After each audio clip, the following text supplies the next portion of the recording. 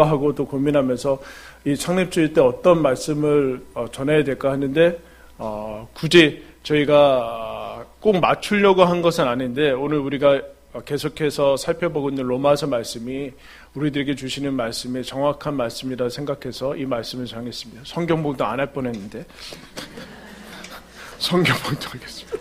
로마서 8장 로마서 8장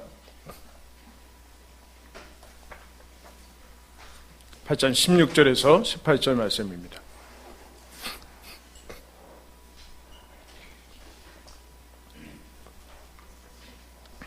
우리 한 절씩 교독하고 마지막 절 같이 읽겠습니다. 성령이 친히 우리의 영과 더불어 우리가 하나님의 자녀인 것을 증언하시나니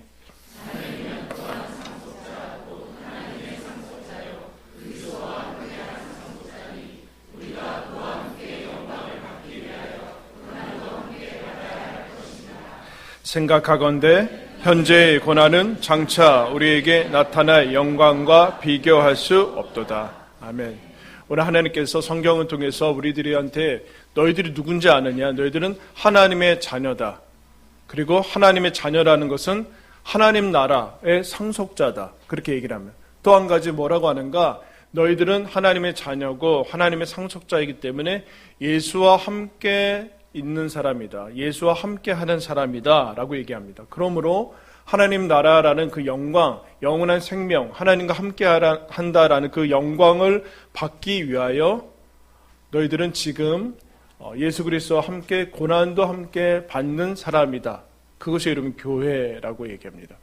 교회란 예수 그리스도와 함께 영광을 받기 위하여 지금 현재 예수 그리스도와 함께 고난을 받는, 고난을 당연히 받아들이는 사람들, 그것의 이름은 교회이죠.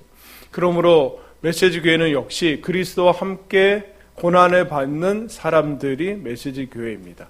그럼 구체적으로 예수 그리스도와 함께 고난을 받는 사람, 교회라는 것은 무슨 뜻인가? 우리 한번 따라하겠습니다. 무명에 헌신하는 사람들. 왜 무명에 헌신해야 되는가? 힘써야 되는가? 라는 얘기는 힘쓰지 않으면 우리가 정신을 차리고 헌신하지 않으면 우리는 우리의 본성과 죄악된 본성 그리고 여태까지 가지고 있던 그런 습성들 때문에 내 자아의 욕심 때문에 무엇을 하는가? 내 이름을 드러내고자 합니다. 자기 이름을 자꾸 높이고자 하고 이름을 드러내고자 하는 것이 이 세상의 흐름이고 그거 역시 우리 안에 잠재되어 있습니다. 그러므로 우리는 무명에 헌신하라. 여러분 자기 이름을 드러내려고 하는 것이 뭘까요? 명예가 뭘까요? 자기를 증명하는 것입니다. 증명. 자기를 자꾸 증명하려는 것인데 오늘 성경은 뭐라고 하는가? 16절에 이렇게 얘기합니다. 성령이 친히 우리의 영과 더불어 우리가 하나님의 자녀인 것을 증언하신다. 무슨 얘기예요? 너희들은 이제 더 이상 자기를 증명할 필요가 없는 사람이다. 성령께서 너희들을 증거하고 증명하는 사람이다. 여러분, 하나님이 제일 높으시고 하나님이 하나님이신데 하나님이 누구에게, 여러분 어떤 존재에게 증명할 필요가 있습니까? 그런 거 없죠. 하나님은 자기 자신을 증명할 필요가 없는 가장 높으신 분입니다. 그럼에도 하나님께서 뭐라고 하시는가? 그분이 너희가 하나님의 자녀인 것을 증언하시니까 너희들은 다른 존재에 의해서 아니면 다른 소유나 다른 것들에 의해서 너희 자신을 존재를 증명받으려고 할 필요 없다. 자기 증명에 인생을 사용할 필요가 없다. 너희들은 성령께서 증언하신다. 가장 강력하게 증언하신다. 너희들 하나님의 자녀다라고 얘기합니다. 성령께서 우리에게 증언하신다라는 얘기는 하나님께서 우리 편 들어주신다는 얘기예요. 하나님이, 성령이 너희들의 편이다. 그러므로 세상 편에 서서 그렇게 우왕좌왕하면서 불안해하면서 살 필요 없다. 흔들릴 필요 없다. 너무나 확실한 그런 증거들 찾으려고 할 필요 없다. 성령께서 너희들 안에 하나님의 자녀인 것을 증언해 준다. 그러므로 우리가 우리 자신을 증명할 필요가 없기 때문에 우리는 기꺼이 무명에 헌신할 수 있습니다. 이런 무명이 뭘까요? 무명은 익명이 아닙니다. 무명은 이름이 없다라는 얘기가 아니라 여러분 익명은 무책임하죠. 익명은 내가 했는지 안 했는지 모르기 때문에 무책임하고 자기 마음대로 마음 시키는 대로 막 아무런 행동도 하고 아무런 말도 하는 것이 익명이 주는 폐해입니다. 그러나 무명은 익명이 아니라 무명에 헌신한다라는 얘기는 우리는 예수 그리스도의 사람이기 때문에 예수님의 이름에 헌신한다라는 얘기입니다. 우리는 더 이상 이전에 했던 것처럼 자기 이름 석자를 걸고 사는 사람이 아니라 예수의 이름이 붙은 사람입니다. 그리스도인 아닙니까? 그리스도인. 이제 내 이름이 아니라 그리스도인의 이름이 내 등판에 새겨지고 예수의 이름을 걸고 사는 사람들이 교회다라고요. 개인의 이름을 명예를 위해서 이 교회에 있는 것이 아니라 예수의 이름을 위해서 이 땅에 존재하는 사람들이 교회라고 얘기합니다. 그러므로 우리는 그리스도의 공동체죠. 예수의 이름이 우리 안에 박힌 사람들인 거예요. 그래서 예수님이 이런 얘기를 합니다. 너희들이 제자의 이름으로 이 작은 자 중 하나에게 냉수 한 그릇이라도 주는 자는 내가 진실로 너희에게 이르노니 그 사람이 결탄코 상을 잃지 아니하리라. 여러분, 작은 자 그것도 하나, 그리고 냉수 하나 이렇게 나오고 있어요. 무명에 헌신할 때만이 작은 자가 눈에 들어오고 작은 자 하나가 눈에 들어오고 냉수 한 그릇이 눈에 들어오게 되어 있어요. 예수의 이름. 그러나 자기 이름을 드러내고 할 때 냉수와 작은 자 하나는 들어오지 않아요. 자기 이름을 드러내야 되기 때문에 그렇습니다. 여기에 여러분 우리가 헌신한 사람들입니다. 이 사람들이 지극히 작은 자가, 지극히 작은 자 하나가 냉수 한 그릇도 없는 사람들, 그 사람들이 눈에 들어오는 사람들이 여러분 교회입니다. 우리는 예수의 이름으로 모였고 하나님 나라의 국가대표로 모여 있습니다.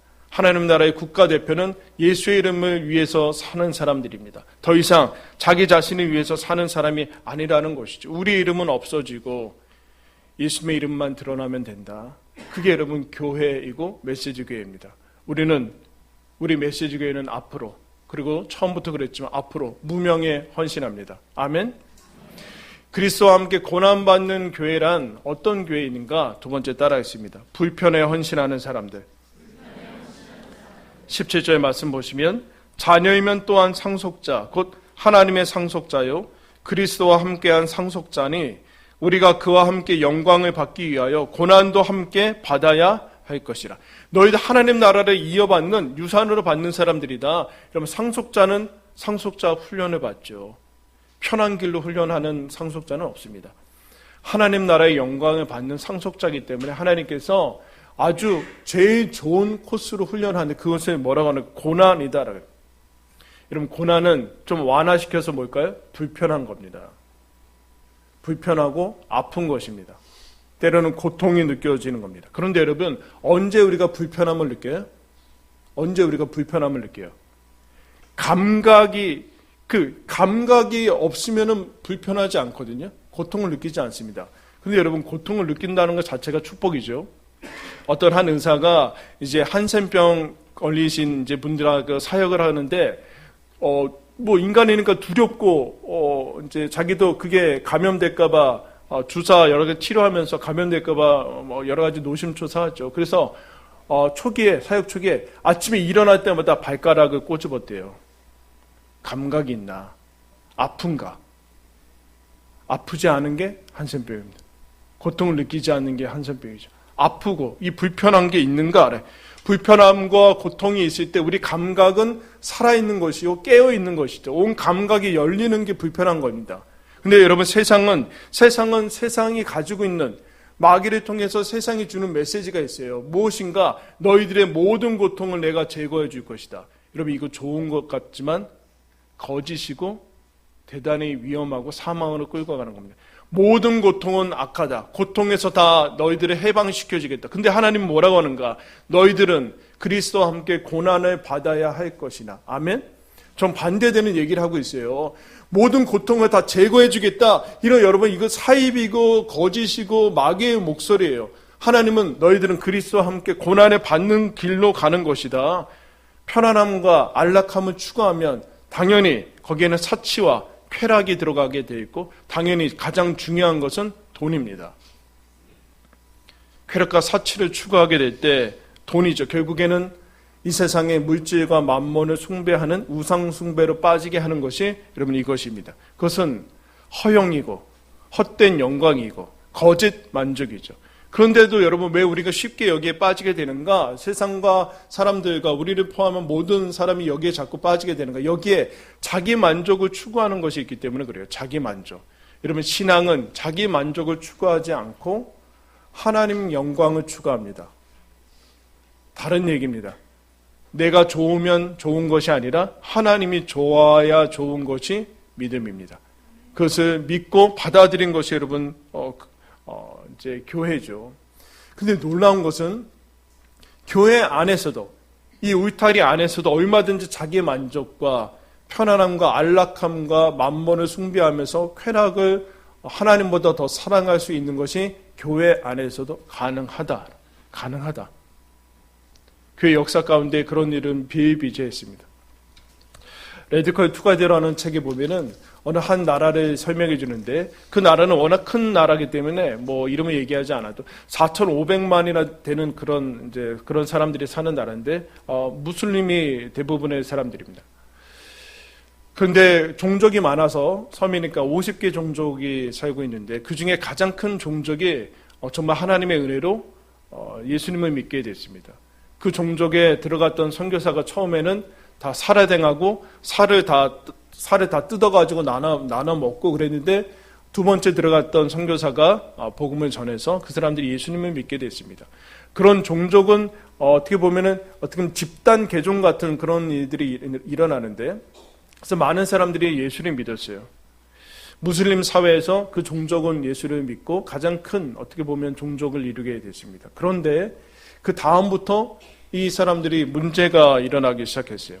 여러분 무슬림들은 유대교와 마찬가지로 돼지고기를 먹지 않죠. 그죠? 근데 이 사람 거기 그래서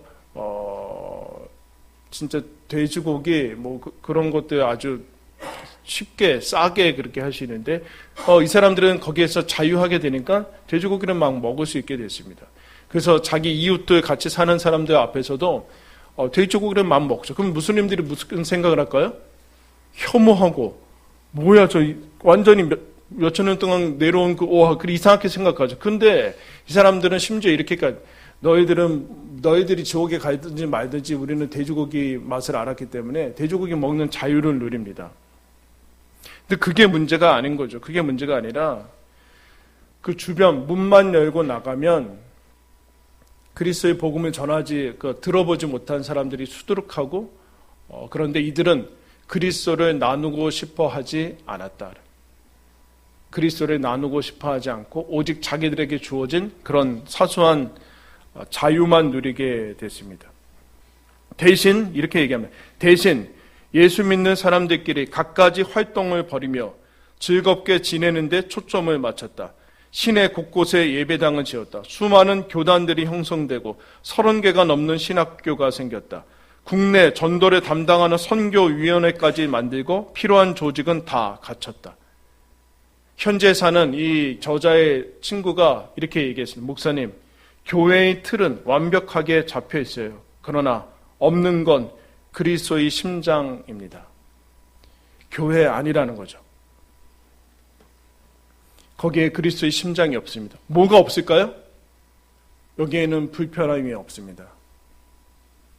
예수 그리스도를 전하면 무슬림 사회에서 추방당하고 때로는 핍박이 오고 개종한 사람들을 심지어 사형에 처하다는 그 어려움들을 다 제거하자 어떤 일이 일어나는가? 그 고통들을 다 제거하자 어떤 일이 일어나는가? 영적 죽음이 일어나고 마비가 일어나서 사실은 죽은 교회가 여러분 된 것을 보게 됩니다. 자기를 위하는 사람들로 전락하게 되었습니다.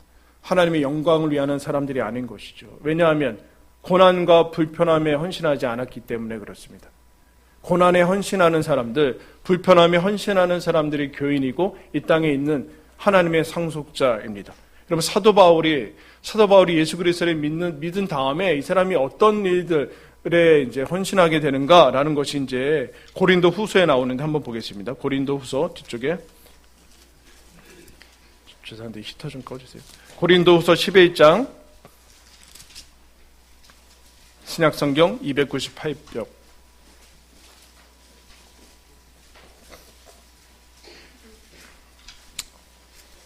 온도가 올라가면 안락해서 자요. 추우면 절대로 잠을 안 자요.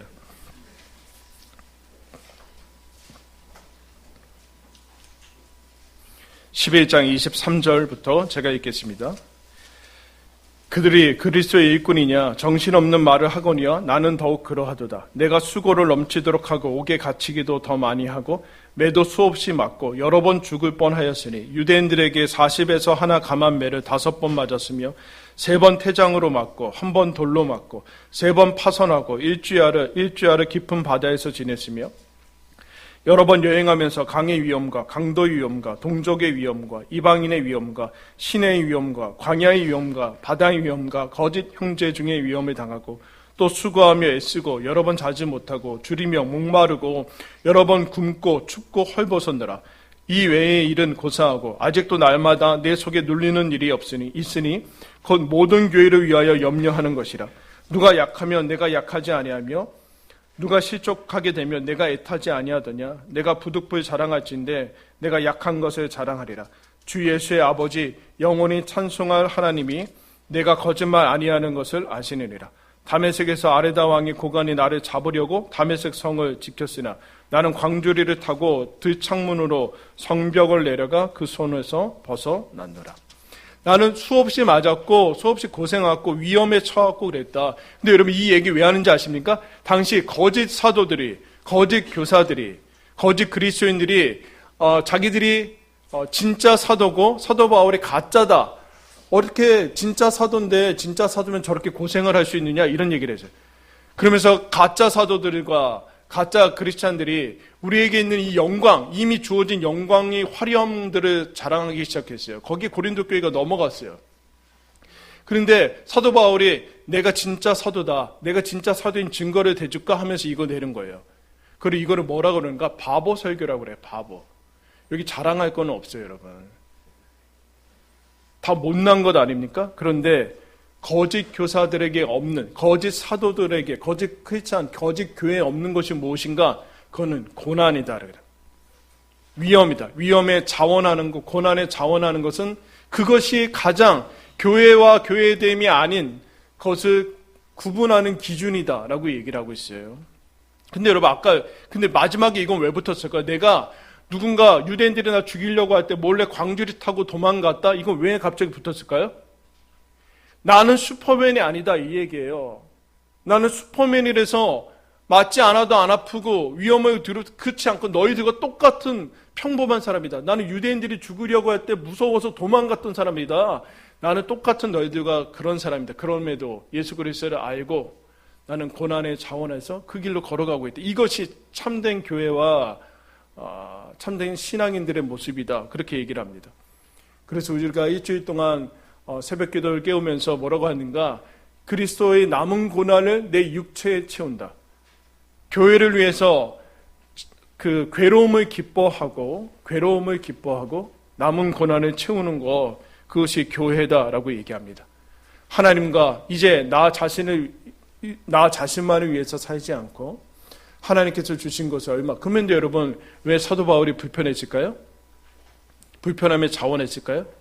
못나서 그랬습니까? 최고의 엘리트고 세계 최고의 사람인데 그럴 필요가 없는 자원했다라는 거죠. 이게 여러분 교회입니다.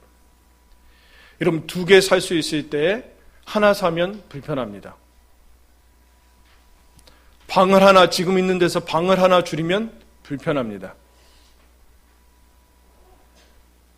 100만큼 살다가 씀씀이를 80-90% 줄이면 불편합니다. 그러나 불편할 이유가 있는 것이죠. 여러분 먹고 싶은 건 다 먹고 사고 싶은 거 다 사고 하고 싶은 거 다 하고 필요한 기계들 그런 기구들 다 갖추면서 하나님께 쓰임받을 수 없습니다.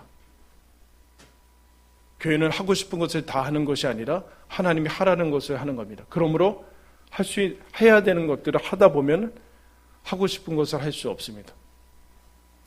먹고 싶은 것을 먹을 수 없습니다. 우리가 필요한 것들을 다 갖출 수 없습니다. 여러분들이 없이 살고 그리고 줄여서 살고 하는 것은 불편한 것이죠. 돈이 있으면 돈으로 때우면 됩니다. 그러나 몸으로 때워야 됩니다. 그게 불편한 겁니다. 모든 불편한 것을 제거하고 편안함을 제공하려고 할 때 우리는 그때 교회가 죽는 길인 것을 여러분 기억하십시오. 그때 교회가 썩어 나가는 것인 것을 기억하십시오. 이미 모든 것이 편할 때는 이미 교회의 부패가 시작된 겁니다. 외적인 것뿐만 아니라 내적으로도 여러분 그렇습니다. 내적으로 신앙에 아무런 부담이 없다.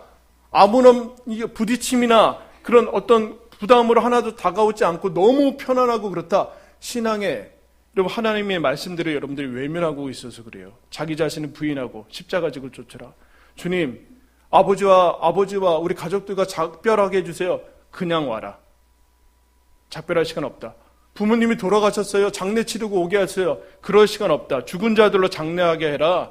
쟁기를 손에 쥐고 뒤로 돌아볼 수 없다. 여러분 이러신 분입니다. 너 가진 것을 다 팔아서 나를 따르라. 제자들이 그물과 아버지를 버려두고 따르는 거. 여러분 그 부르심이 있는데 어찌 부담감이 없을 수 있습니까? 여러분 왜 이렇게 기독교와 복음을 거대한 안락한 쿠션으로 만들어버렸어요, 한국교회가. 교회 아니다라는, 그 복음 아니다라는 얘기예요. 복음 아니고 교회 아니다.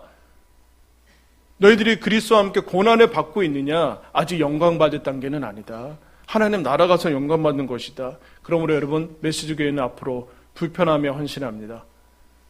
불편하며 헌신합시다. 아주 많이, 사도 바울처럼 이렇게 하지는 맙시다. 그렇게 할 자신은 없어요. 그렇게 하지 말고 우리 아주 조금 불편합시다. 그 불편함에 헌신합시다. 그리고 불편함에 기뻐합시다. 그러면 여러분 불편함을 참는 것이 목적입니까? 교회? 이거 다 의자 치우고 서서 예배드리죠. 다리 아파서 허리 아프고 다리 아프고. 여러분 그게 우리의 목적입니까? 왜 불편함에 감사하고 왜 무명에 헌신합니까? 그것은 다음의 일이 있기 때문에 그렇습니다. 그리스도와 함께 고난받는 교회는 어떤 교회인가? 한번 따라했습니다. 눈물에 헌신하는 사람들. 18절 말씀 보시면 생각하건대 현재의 고난은 장차 우리에게 나타날 영광과 비교할 수 없도다. 지금의 고난이 아무리 심하더라도 나타날 영광, 우리가 하나님께서 예비하신 영광과는 그건 비교할 수 없다. 그렇기 때문에 우리가 무명과 불편함에 헌신하고 다음에 어디 가야 되는가? 무명에 헌신하는 사람들만이 지극히 작은 자가 보이고 불편함에 헌신한 사람들이 지금 고통에 있는 사람들이 눈에 들어오게 되어 있습니다. 고통이 뭘까요? 눈물이죠. 눈물이 고통의 상징이고 고난의 상징입니다. 이 땅은 눈물의 현장이다라는. 눈물이 없는 것 같으면은 여러분이 그것을 외면해서 그런 것이죠. 막을 쳐서 그렇고 담을 싸서 그렇죠. 이미 너무 안락해서 그런 것이죠. 이 땅에 여러분 어디 눈물 없는 것이 있습니까? 눈물 없는 가정이 어디 있고 눈물 없는 사람이 어디 있습니까 도대체? 자기 자신만 여러분 담을 싸고 있는 것 아닙니까? 우리가 생각할 수 없을 정도, 상상할 수 없을 정도의 이제 눈물도 나오지 않은 그 환경에 처한 사람들이 얼마나 많은데 그렇습니까? 그래서 여러분 하나님께서 요한계시록에서 하나님 나라를 이렇게 표현해 줍니다. 내가 너희들과 함께 있어서 모든 눈물을 닦아주시겠다. 그럼 무슨 얘기예요? 하나님 나라 갈 때까지는 눈물이 마를 날이 없다라는 얘기예요. 더 심각한 건 하나님 없이 흘리는 눈물이에요. 이거 어떡할 거예요? 하나님 없이 흘리는 눈물을. 누가 닦아주고 누가 위로를 받을 거예요? 사망과 애통과 곡하는 것과 병이 있지 아니할 것이다. 병, 사망, 이별, 사별, 그리고 수없이 이해할 수 없는 하나님이 과연 계신가라고 물을 수밖에 없는 고통과 탄식의 현장에서 교회는 왜 있는가? 그리스도와 함께 고난받기 위해서. 무슨 얘기인가? 눈물에 헌신하는 사람들이다. 눈물에 헌신하는 사람들.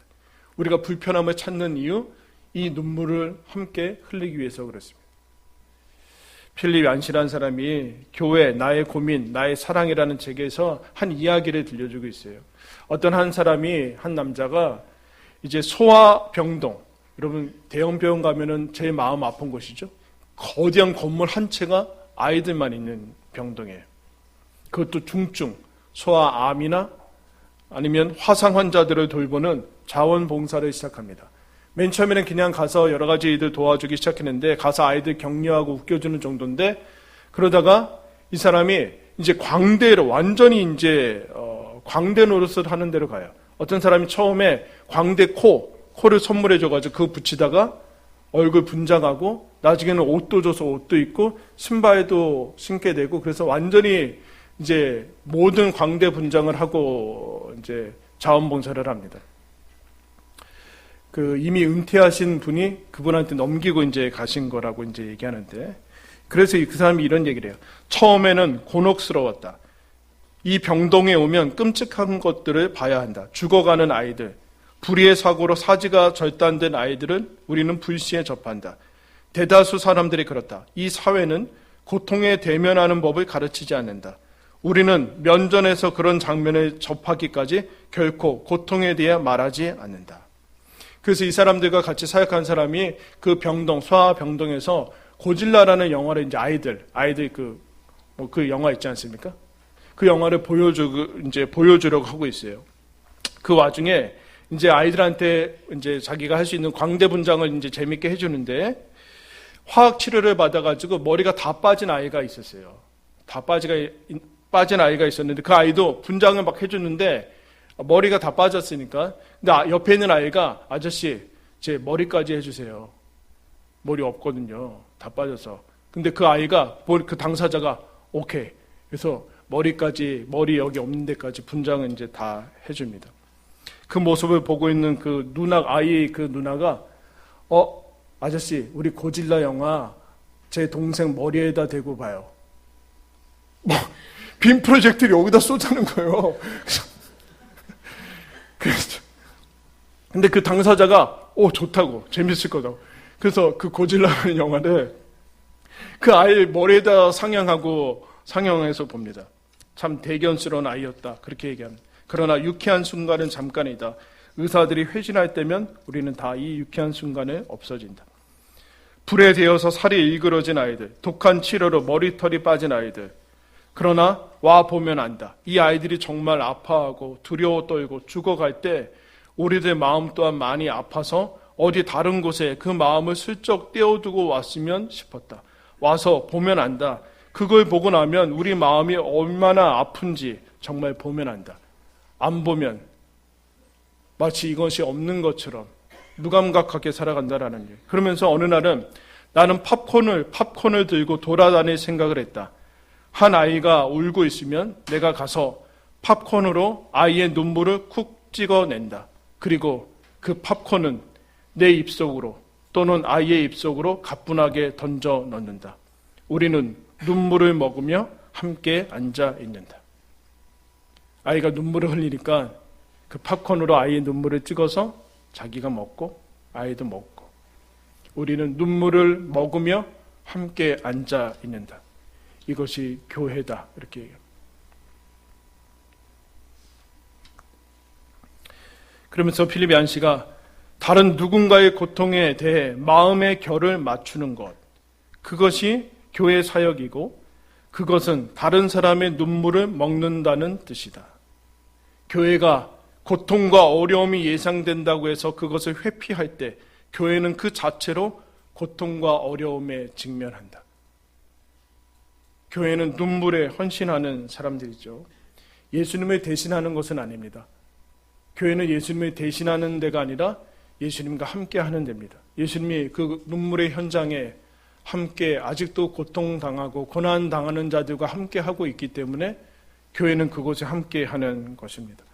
무명에 헌신하는 사람들, 불편에 헌신하는 사람들, 눈물에 헌신하는 사람들이 교회입니다. 다른 것은 없어도 됩니다. 오히려 다른 것이 없어야 됩니다. 교회는 예수 그리스도와 함께하는 사람들이 교회입니다. 사람이 교회입니다. 예수의 사람들이 여러분 교회입니다. 교회는 예수 그리스도와 함께 고난을 함께 받는 사람들이 교회입니다. 여러분 제가 읽을 때 그 다음에 메시지 교회라고 한번 외쳐주세요. 제가 읽은 게 끝나면 문장 끝에 메시지 교회라고 크게 외쳐주십시오. 지극히 작은 자가 눈에 보이는 사람들, 이 땅에 눈물이 보이는 사람들, 편리함과 안락함을 버리고 불편함에 헌신하는 사람들, 눈물을 닦아주시는 주님과 함께하는 사람들. 아멘. 앞으로 우리는 예수님과 함께 고난을 받는 교회로 걸어갈 것입니다. 그것이 메시지 교회의 첫 번째 생일에 주시는 하나님의 말씀입니다. 우리 함께 찬양하면서 하나님 앞에 나가겠습니다.